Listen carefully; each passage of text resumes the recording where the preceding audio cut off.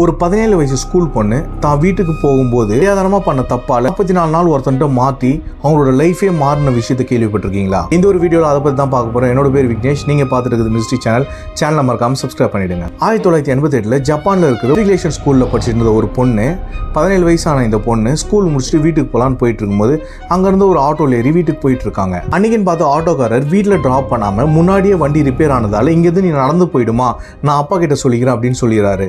ஆனால் இது ரொம்ப நாளாக இந்த பொண்ணை ஃபாலோ பண்ணியிருந்த ஒருத்தன் இதுதான் சான்ஸ்னு சொல்லிட்டு அந்த வீட்டுக்கு போகிற வழியில் அந்த பொண்ணை கடத்திடுறான். கடத்தின அவன் என்ன பண்ணான்னு தெரிஞ்சால் நீங்கள் ஷாக் ஆகிடுவீங்க. ஏன்னா கடத்தின அவன் கொலை பண்ணலை, அந்த பொண்ணை கூட்டிகிட்டு போயிட்டு சித்திரவதை பண்ணியிருக்கான். கிட்டத்தட்ட அந்த பொண்ணை 33 நாள் கற்பழிச்சிருக்கான். அந்த பொண்ணு 34வது நாள் என்னை விட்டுடு அப்படின்னு சொல்லிக்கூட நான் இப்போ தான் ஆரம்பிச்சே இருக்கேன், இன்னும் நான் உன்னை 1 வருஷம் வச்சுருப்பேன் அப்படின்னு சொல்லியிருக்கான்.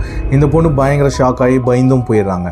அதுக்கப்புறம் நாட்கள் இப்படியே போக போக ஒரு நாள் எல்லா குற்றவாளியும் தண்ணியே மறந்து ஒரு தப்பு பண்ணுவாள், அந்த மாதிரி தான் அவன் ஒரு நாள் அவனோட ஃபோனை விட்டு போயிட்டுருக்கான்.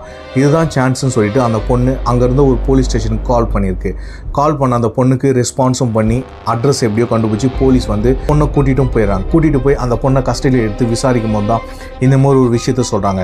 சார், அவன் என்னை ரொம்ப நாளாக ஃபாலோ பண்ணிட்டு வந்திருக்கான். நான் கரெக்டாக அன்றைக்கி ஆட்டோ ரிப்பேர்னு சொல்லிட்டு வீட்டுக்கு போயிருந்தேன், அப்போ இவன் என்னை கடத்திட்டு போயிட்டான். ஸோ அன்னிலேருந்து இந்த 44 நாள் வரைக்கும் என்னை ரொம்பவுமே கஷ்டப்படுத்திட்டான். எனக்கு வாழவே பிடிக்கல, டெய்லி என்னை கற்பழிச்சிட்டே இருந்தான். எனக்கு சுத்தமாக பிடிக்கல சார், என்னை விட்டுட்டு நான் எவ்வளோ கெஞ்சினேன், நிறைய காயப்படுத்தியிருக்கான். தயவு செஞ்சு அவனை பிடிச்சிட்டு அவனுக்கு மரண தண்டனை கொடுங்க அப்படின்னு அந்த பொண்ணு கதறி இருக்காங்க. அந்த ஒரு பொண்ணோட ஃபோட்டோ வெளியே வராமல் இந்த ஒரு கேஸ் மட்டும் பயங்கரமாக ஸ்ப்ரெட் ஆக ஆரம்பிக்குது. அதுக்கப்புறம் போலீஸ் இல்லை, அங்கே இருக்கிற உயர் அதிகாரி, எப்படி நம்ம ஊரில் சிபிஐயோ, அங்கே இருக்கிற ஒரு உயர் அதிகாரிகளாம் சேர்ந்து அவனை எப்படியோ கண்டுபிடிச்சிட்டு அவனுக்கு அந்த பொண்ணு முன்னாடியே மரண தண்டனையும் வாங்கி கொடுத்துட்றாங்க.